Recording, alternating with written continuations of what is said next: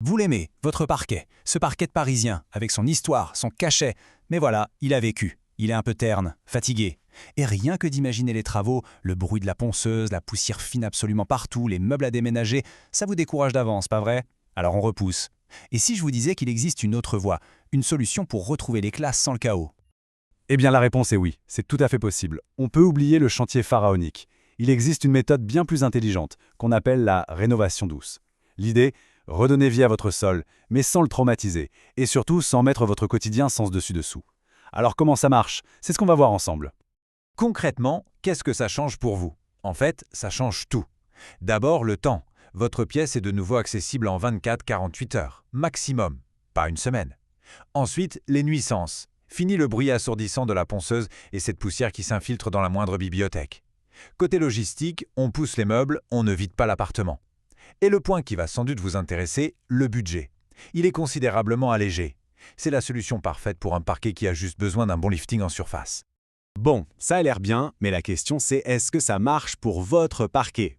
C'est l'étape numéro 1 et c'est la plus importante, le diagnostic. Avant de foncer acheter des produits, il faut jouer à l'expert et inspecter votre sol. Parce que soyons clairs, cette technique n'est pas une baguette magique. Voyons ensemble si votre parquet a le bon profil. L'idée clé, c'est qu'on est sur un rafraîchissement, pas une reconstruction. Votre parquet doit donc être sain à la base. Alors baissez-vous, regardez de près, le vernis est juste un peu usé mais il ne s'écaille pas de partout, c'est un bon point. Maintenant le fameux test de l'ongle. Passez votre ongle sur les rayures. Si ça glisse sans vraiment accrocher, c'est superficiel. Parfait. Vérifiez aussi que le sol est bien plat, sans lames qui gondolent et qu'il n'y a pas de taches noires, signe d'humidité. Si votre parquet passe ces points, félicitations. La suite est pour vous.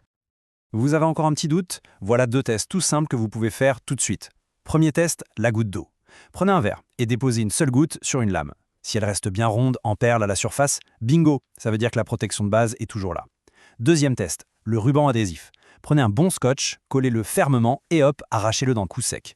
S'il repart tout seul sans emporter un film de vernis, c'est que votre finition est saine. Votre parquet est officiellement un excellent candidat. Le diagnostic est positif? Excellente nouvelle. On peut maintenant passer à la partie la plus sympa, la partie créative. Quelle âme, quel caractère vous voulez donner à votre pièce? Parce que choisir une finition, ce n'est pas juste une question technique, c'est vraiment un choix d'ambiance pour votre intérieur. On entre donc dans le cœur du sujet. Et comme le titre l'indique, on ne parle pas juste de produits, mais bien de philosophie. Huile, cire, vitrificateur. Derrière ces 3 mots, il y a 3 manières très différentes de vivre avec son parquet au quotidien. Décortiquons un peu ce tableau. L'huile, c'est le choix des puristes. Vous voulez un aspect mat, sentir le bois sous vos pieds, c'est pour vous. Son grand avantage, c'est la retouche ultra facile en cas de petit accident. La cire, la cire, c'est le choix du cœur. C'est l'âme des appartements haussmanniens, cette patine chaleureuse, cet éclat unique. Ça demande plus d'entretien, c'est vrai, mais quel charme. Et enfin, le vitrificateur de rénovation. Lui, c'est le pragmatique, le garde du corps de votre parquet. Il crée un film protecteur très solide.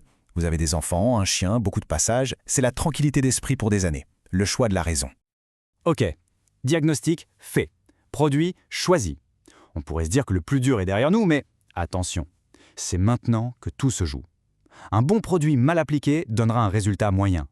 La qualité du geste, c'est ce qui fait la différence entre un ça va et un résultat vraiment waouh.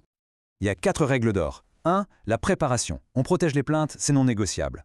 2. Le sens de travail. On commence toujours au fond de la pièce, face à la lumière, et on recule vers la sortie. Logique. 3. L'application. Des couches fines, régulières, en avançant sans laisser sécher les bords pour éviter les marques. Et 4. Le petit secret des pros, l'égrenage. Et là, je vous entends déjà. « Attends, on avait dit sans penser !» Pas de panique, l'égrenage, ce n'est pas un pansage. C'est une caresse, un passage ultra léger à la main avec un papier très fin entre les couches. Ça assure une finition parfaitement lisse. C'est l'étape à ne jamais sauter. D'accord, mais à la fin, ça donne quoi sur la facture et sur le calendrier? Parce que c'est bien ça le nerf de la guerre. Alors, on va parler chiffres et vous allez voir, la comparaison est assez parlante. Bon, je crois que le graphique se passe de commentaires, non? D'un côté, avec la rénovation douce, on est sur une fourchette de 15 à 35 € le mètre carré. De l'autre, avec un ponçage classique, on monte facile à 60 voire 90 €. Le calcul est rapide, vous divisez la note par 2 et parfois même par 3. Pour rendre ça encore plus concret, prenons un salon parisien de 20 mètres carrés. L'économie peut grimper jusqu'à 1 600 €. 1 600 €, c'est loin d'être négligeable. C'est le budget pour un très beau fauteuil qui ira parfaitement sur votre parquet tout neuf. Et enfin, le temps. Votre temps qui est précieux. Regardez la différence. 1 à 2 jours d'intervention pour la méthode douce, contre 3 à 5 jours, soit quasiment une semaine, pour un ponçage traditionnel. C'est la différence entre un week-end un peu bricolage et une semaine à camper dans son propre appartement. Le retour à la normale est quasi instantané. Voilà, vous avez toutes les cartes en main. Vous savez maintenant que rénover son parquet sans poncer, ce n'est pas une légende. Ce n'est pas pour les parquets en fin de vie, c'est sûr, mais pour tous les autres, c'est une petite révolution.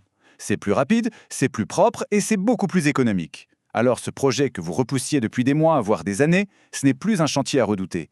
C'est juste l'occasion de redonner, pourquoi pas dès ce week-end, tout son éclat et son charme à votre intérieur.